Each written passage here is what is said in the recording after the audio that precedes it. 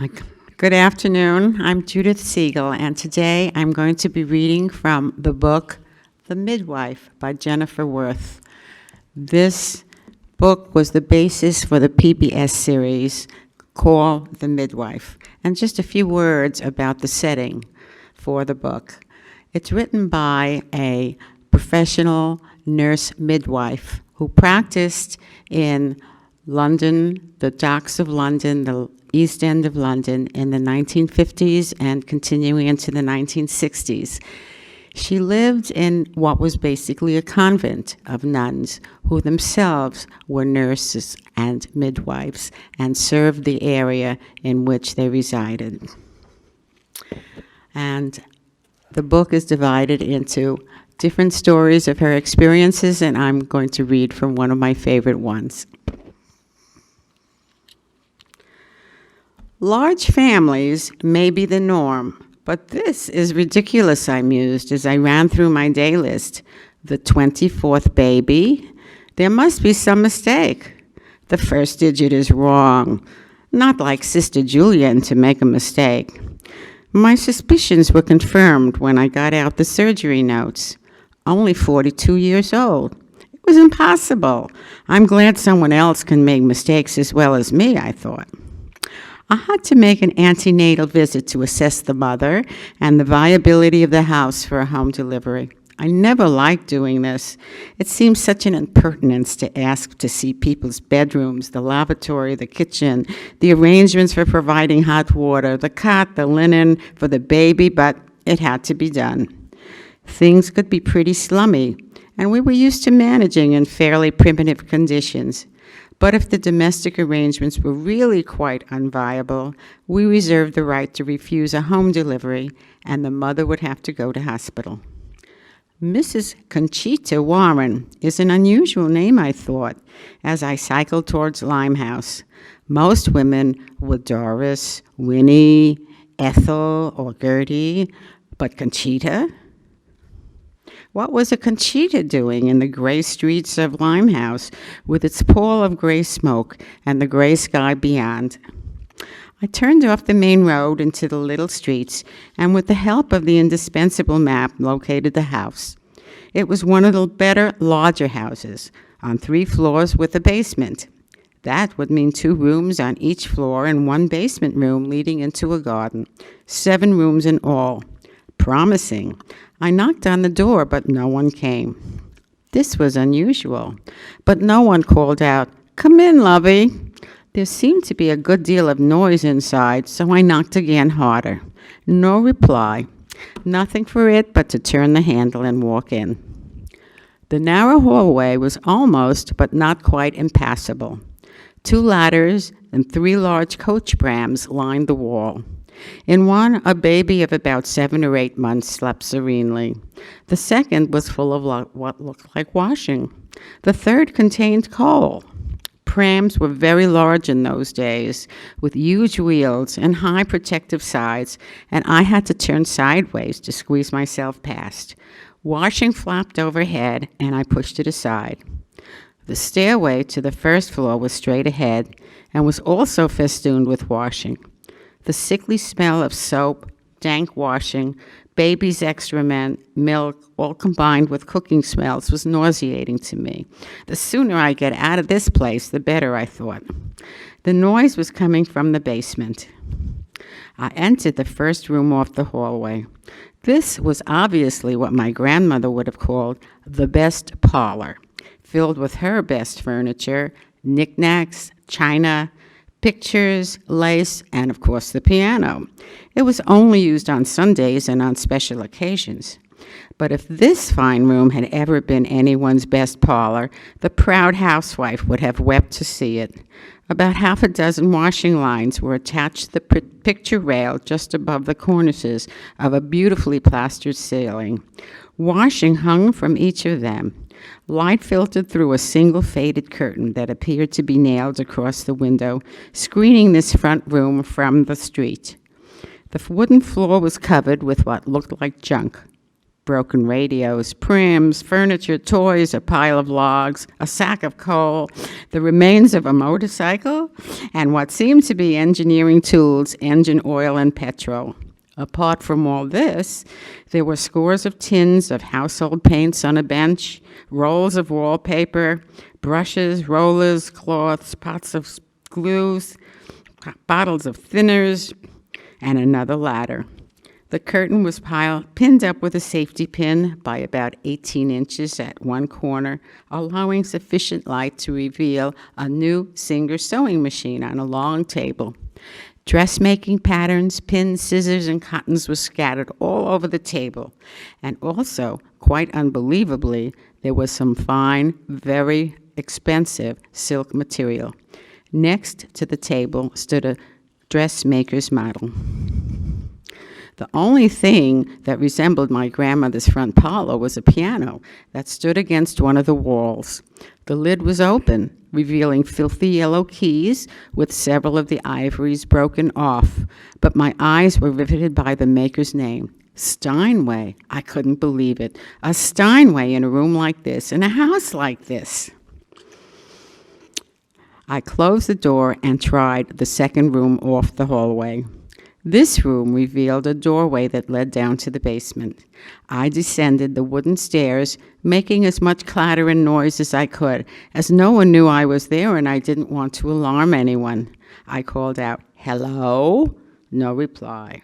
"Anyone there?" I called fatuously. There was obviously someone there. Still no reply.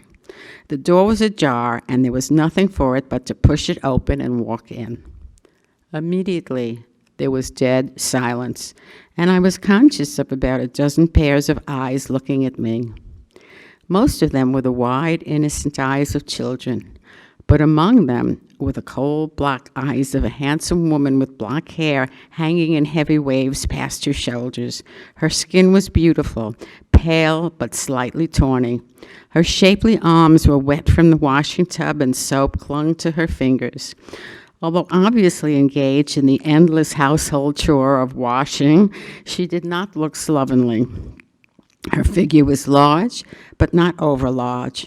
A flowered apron covered her plain dress, and the crimson band which held back the dark hair accentuated the exquisite contrast between skin and hair. She was tall, and the poise of her shapely head on a slender neck spoke eloquently of the proud beauty of a Spanish contessa.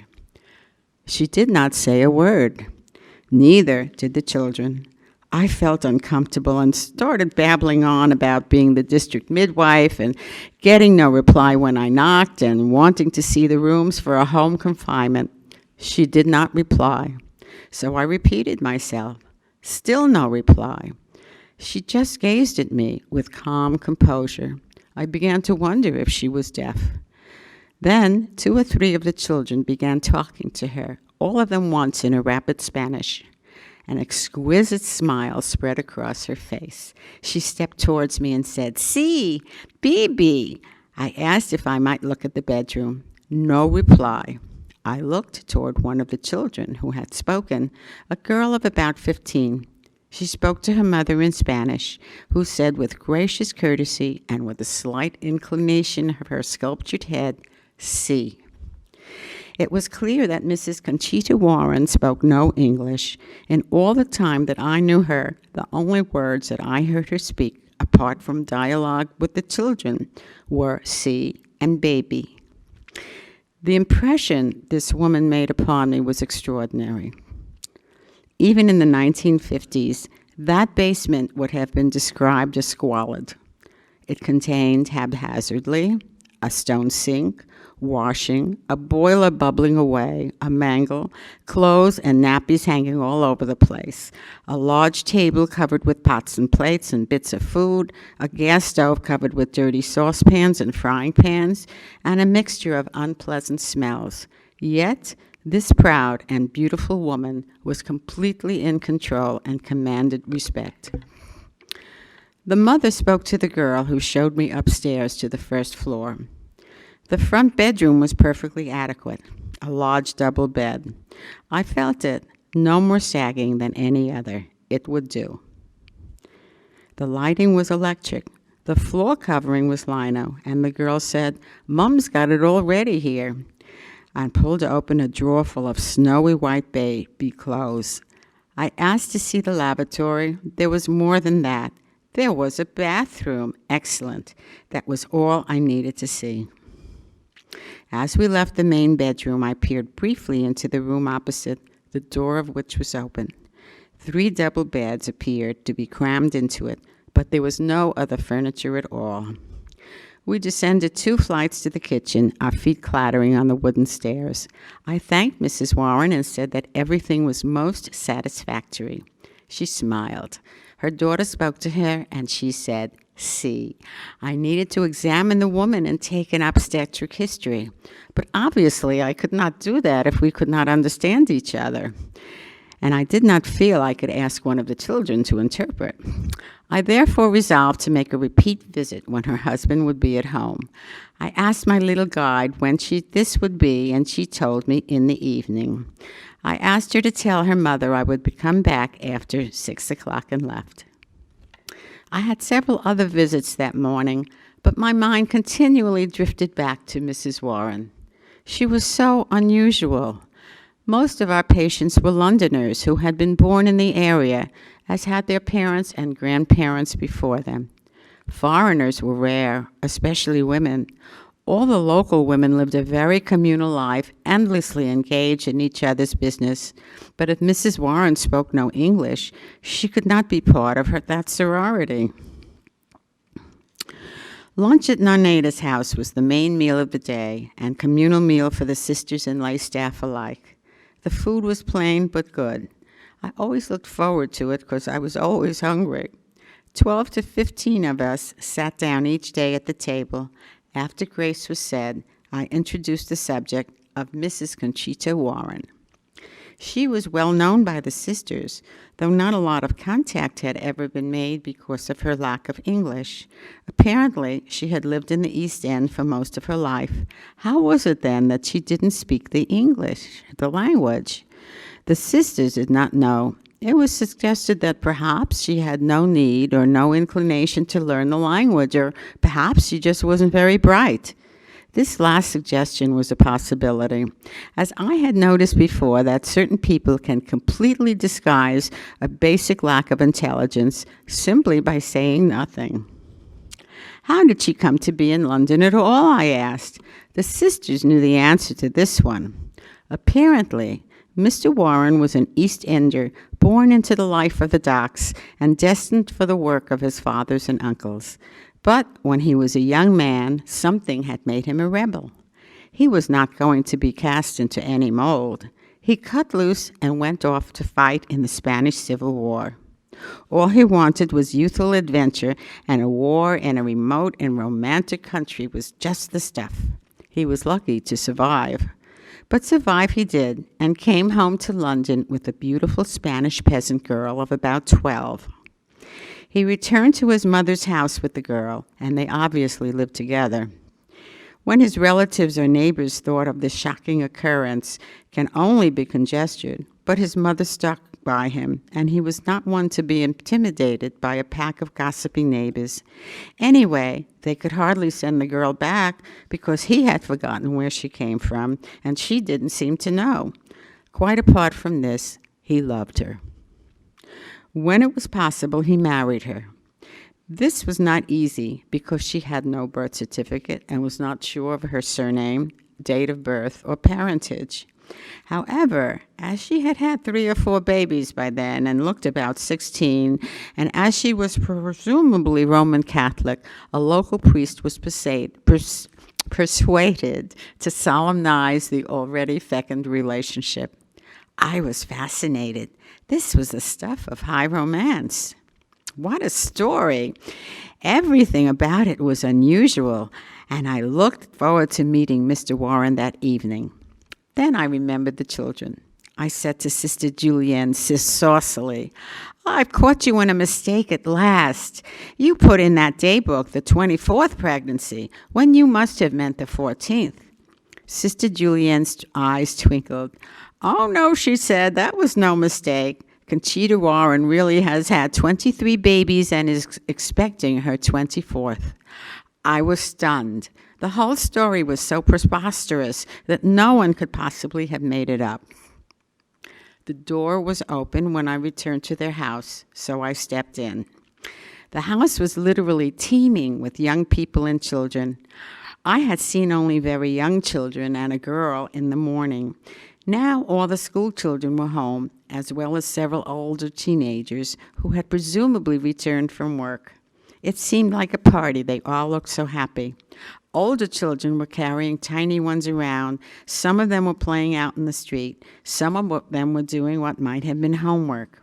There was absolutely no discord among them, and in all the contact I had with this family, no fighting or nasty temper was ever in evidence.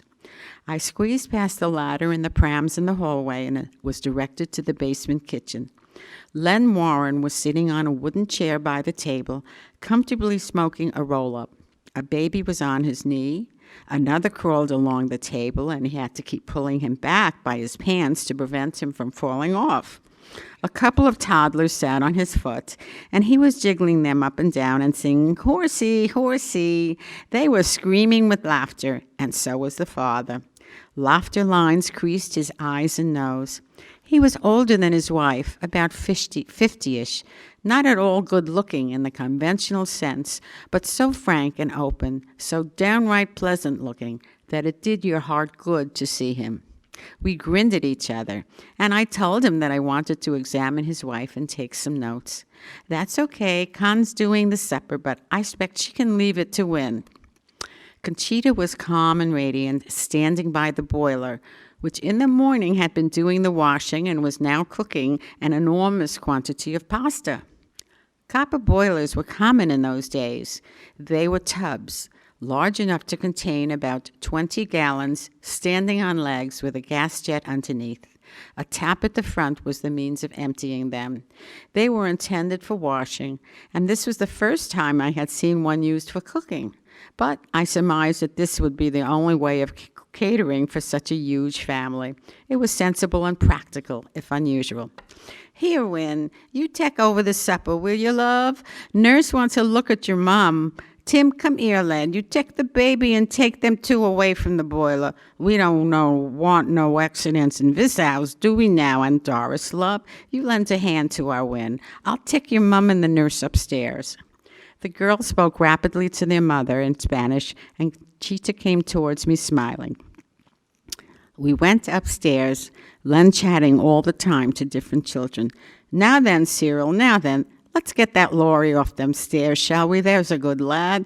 We don't want the nurse to break her neck now, do we? Come on, you, Pete, doing your homework? He's a scholar, our Pete.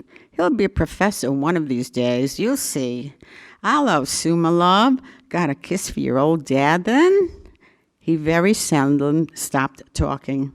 In fact, I would say that in all my acquaintance with Len Warren, he never stopped talking.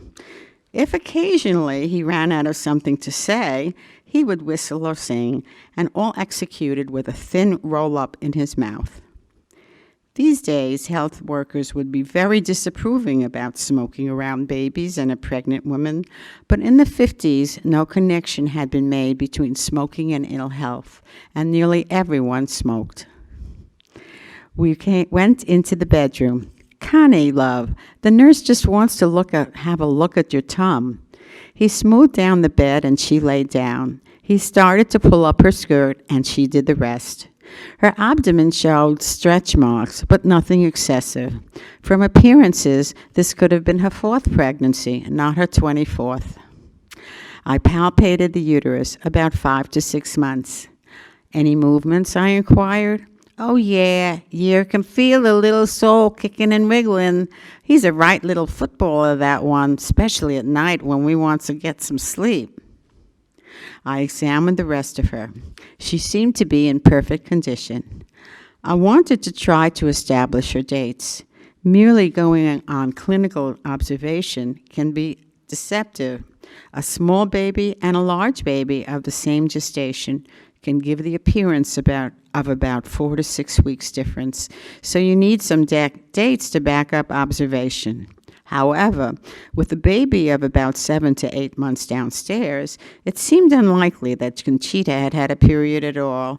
I was not accustomed to asking such delicate questions of a man. In the 1950s, such things were never mentioned in what was called mixed company, and I felt myself blush scarlet. "Ah, nah, nothing like that," he said. "Could you ask her, please? She might not have mentioned it to you." "You can take it from me, nurse. She ain't had no periods for years." I had to leave it at that. If anyone knows, he should, I thought. I mentioned that we had an antenatal clinic every Tuesday, and we preferred patients to come to the clinic. He looked dubious. "Well, she don't like going out, not speaking the lingo and all like. And I wouldn't want her to get lost or frightened like. Besides, she got all them babies to look after at home, I didn't feel I could insist, so I put her down for home antenatal visits. And all this time, Conchita hadn't said a word. She just smiled and submitted passively to being felt and prodded all over, to hearing herself talked about in a foreign language. She got up from the bed with grace and dignity and moved to the chest of drawers, searching for a hairbrush. Her black hair looked even more beautiful being brushed, and I observed hardly a gray hair. She adjusted the crimson band and turned with a proud confidence to her husband, who took her in his arms and murmured, "There's my Ken, my gal. Oh, you looks lovely, my treasure." She gave a contented little laugh and nestled in his arms. He kissed her repeatedly. Such a display of unashamed love between husband and wife was unusual in Poplar. Whatever the relationship in private, the men always kept up a show of rough indifference in front of other people. I found the tender, gentle, and adoring looks of Len and Conchita Warren very affecting. I returned many times to the house over the next 4 months, checking Conchita's progress. I always went in the evenings in order to speak to Len about the pregnancy. Anyway, I liked his company, liked listening to him talk, enjoyed the atmosphere of this happy family, and wanted to find out more about them all. This was not difficult, due to Len's insatiable volubility. Len was a painter and decorator. He must have been a good one, because 90% of his jobs were up west. All the knobs' houses was how he described his work. 3 or 4 of his elder sons worked with their father in the business, and apparently he was never short of work. Workmen in those days didn't have vans or trucks to go around in. They had barrows, mostly made of wood and often homemade. Len's was made out of the chassis of an old pram, with the upholstered pram part removed and an elongated wooden construction fitted to the highly sprung base. It was perfect. When going out to a new job, Len and his sons would load up the barrow with their equipment and push it to the address. They may have had to push for 10 miles or more, but that was all part of the job. In that respect, a painter and decorator was lucky, because a job usually lasted a week or so, and they could leave their stuff at the house and go home by 2. Plumbers, plasterers, and such like were less fortunate. Their jobs usually lasted only a day, so they had to push the tools to the job and then push them home in the evening. In those days, you would see workmen laboriously pushing their barrows all over London. They had to walk on the road, which held up the traffic, but drivers were used to it and just accepted it as part of the London scene. I once asked Len if he had been called up in the war. "Nah, 'cause of this Franco job," he said, pointing to a leg wound that had rendered him unfit for military service. "Were the family in London all through the war?" I asked.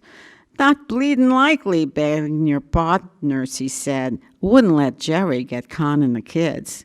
He was shrewd, well-informed, and above all, enterprising.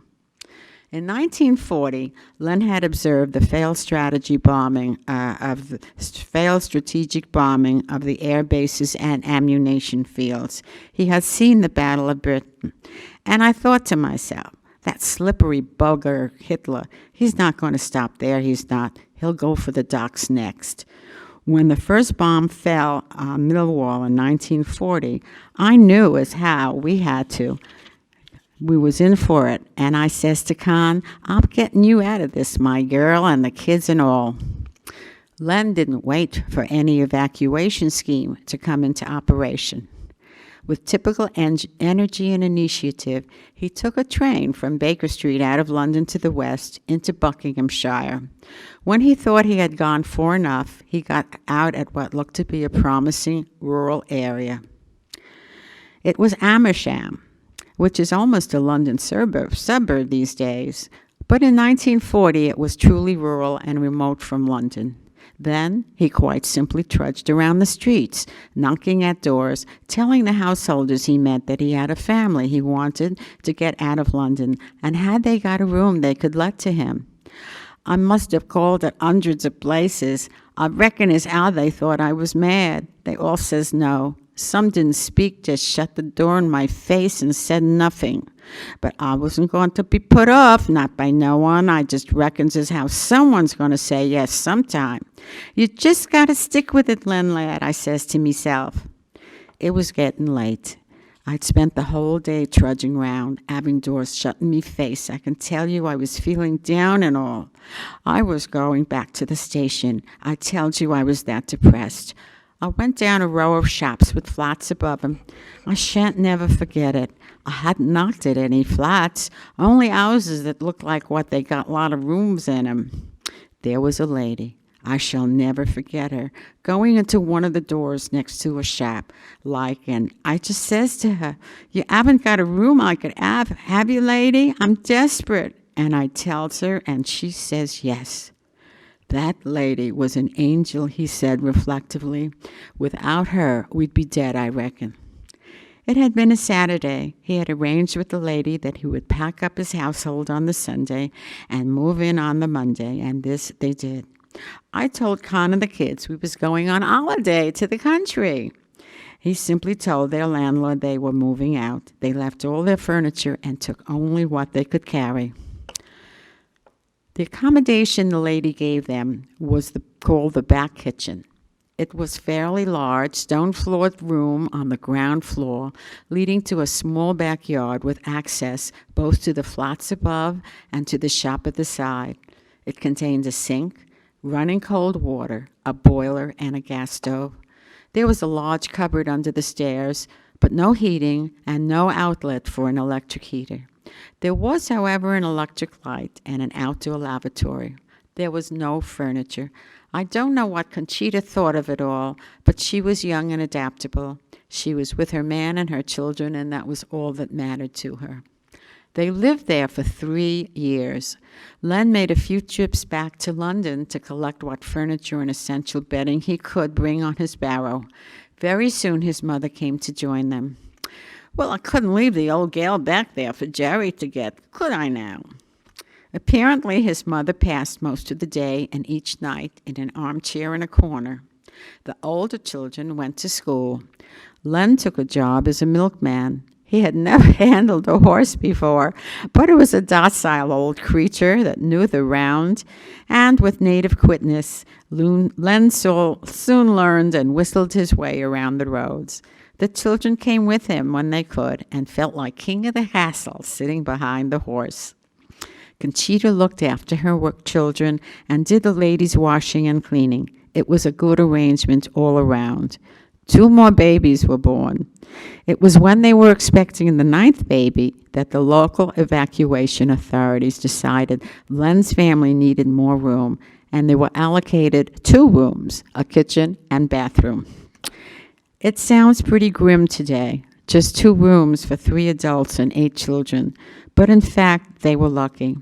The times were hard, and one sees in old newsreels pathetic pictures of trainloads of East End children with labels and a small bag being shunted out of London.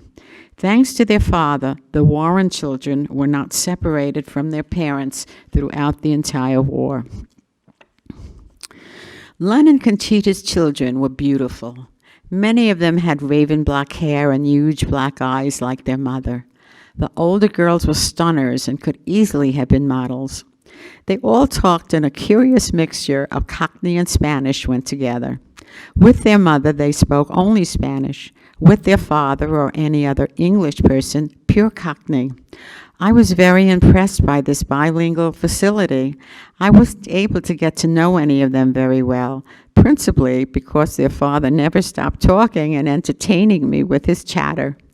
The only girl I did have contact with was Lizzie, who was about 20 and a very skilled dressmaker.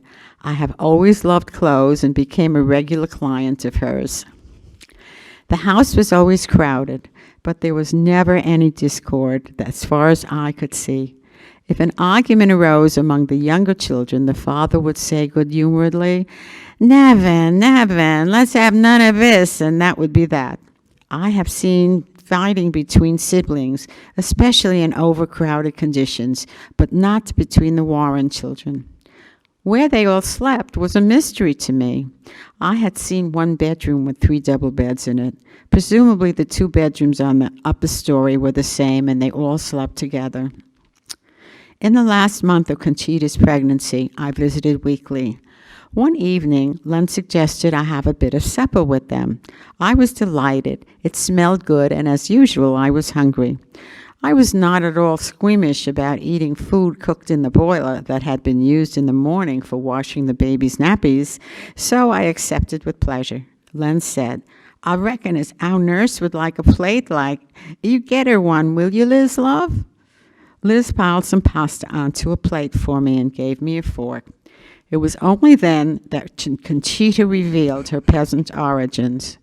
All the rest of the family ate from the same dish. 2 large, shallow bowls, the old-fashioned toilet bowls that used to be found in every bedroom, were filled with pasta and placed on the table. Each member of the family had a fork and ate from the communal bowl. I alone had a separate plate. The time came for Conchita's confinement.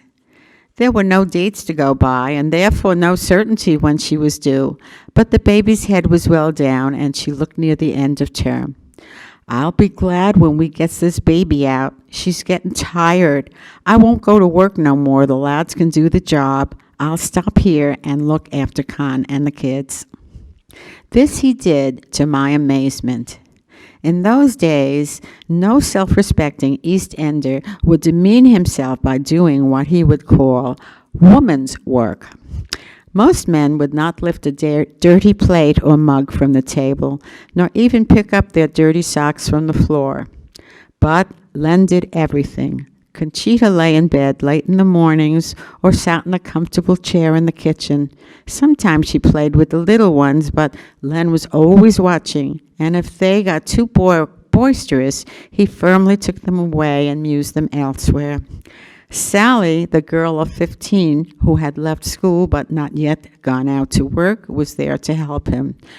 Nevertheless, Len could do everything. Change nappies, feed toddlers, clear up messes, shopping, cooking, and the endless washing and ironing.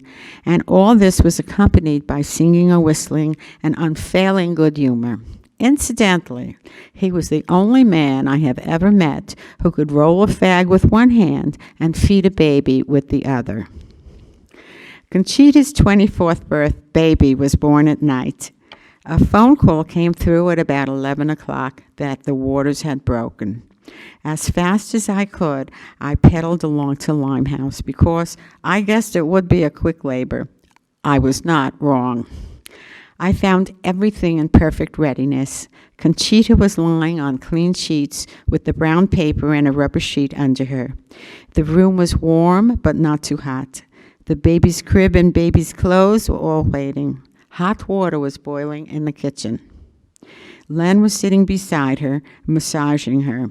He had a cold flannel with which to wipe her face and neck, and with every contraction he took her in his arms and held her tight. He murmured encouraging noises. "That's my girl, that's my lass, won't be long now. I got you, just hold on to me." I was startled to see him there. I had expected to see a neighbor or his mother or an elder daughter. I had never seen a man at a delivery before, apart from a doctor. But in this, as in everything else, Len was exceptional. A glance told me Conchita was very near the second stage. I gowned up quickly and laid out my tray. As the waters had broken, I did not do a vaginal examination because any such intrusion could risk infection, and unless absolutely essential, should be avoided. The contractions were coming about every 3 minutes. Conchita was sweating and moaning slightly, but not excessively. She smiled at her husband between each contraction and relaxed completely in his arms. She had had no sedation. We did not have long to wait. A change came over her facial expression, that of intense concentration. She gave a grunt of effort, and with the next push, the whole baby slid out at once. It was a small baby, and the delivery was so quick I had no time to do anything more than catch the child. The little thing was just lying there on the sheet with no help from me. I cleared the airways, and Len handed me the cord clamps and the scissors. He knew exactly what to do. He could have delivered the baby himself, I thought. The placenta came out fairly quickly also, and there was no excessive bleeding. Len wrapped the baby tenderly in warm towels and placed her in the crib. He called downstairs for hot water and gave the message that a little girl had been born. Then he washed his wife all over and deftly changed the sheets. He brushed her black hair and put a white hairband on her to match her white nightie. He called her his pet, his love, his treasure. She smiled dreamily at him. He called downstairs for one of the children. "Here, Liz, you take these bloody sheets and put them on the boiler, will you, love? Then we might think about a nice cup of tea, eh?" Then he turned back to his wife and took the baby from the cradle and handed it to her. She smiled contentedly, touching the baby's little head and kissing its wee face. She didn't say anything, just chuckled with contentment. Len was ecstatic and started talking nonstop again. During Conchita's labor, he had hardly said a thing. It was the only time I had ever known him to be silent for so long. But now, nothing could stop her. "Oh, look at her. Just look at her, nurse. Isn't she beautiful? Look at her little hands. See, she's got fingernails. Oh, she's opening her little mouth. Oh, you little sweetheart. You see, she's got long eyelashes just like her mom. She's just perfect." He was excited as a young father with his first baby.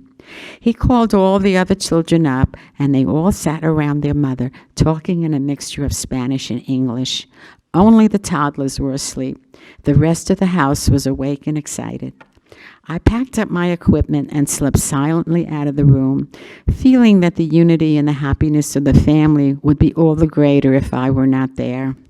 Len saw me leave and courteously came out with me. As we left, I noticed that the conversation behind us dipped into Spanish. He thanked me for all I had done, although I had done virtually nothing. As he carried my bag downstairs, he said, "Let's have a nice cup of tea together, shall we, nurse?" He chatted happily all the time we had our tea. I told him how much I liked and admired his family. He was a proud father. I told him how impressed I was that they all spoke Spanish so fluently. "They're a clever lot, my kids, they are. Cleverer than their old dad. I never could quite pick up the lingo myself." Quite suddenly, with blinding insight, the secret of their blissful marriage was revealed to me. She couldn't speak a word of English, and he couldn't speak a word of Spanish. The end.